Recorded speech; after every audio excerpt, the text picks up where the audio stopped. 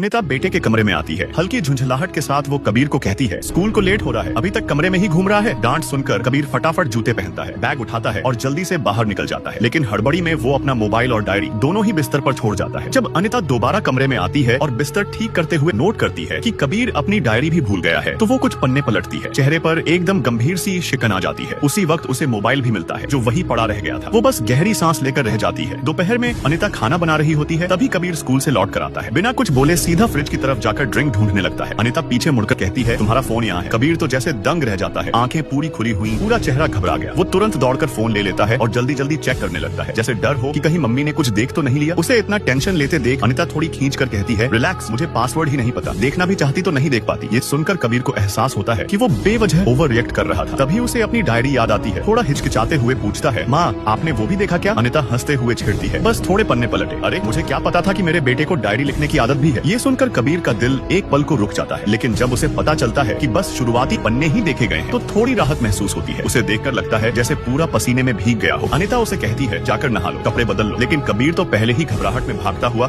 कमरे की तरफ निकल जाता है, सिर्फ यही चेक करने की डायरी सुरक्षित है या नहीं। उसकी इतनी जल्दी और घबराहट देखकर अनिता बस चुपचाप सिर हिलाती है और फिर से कड़छी उठाकर खाना बनाने में लग जाती है।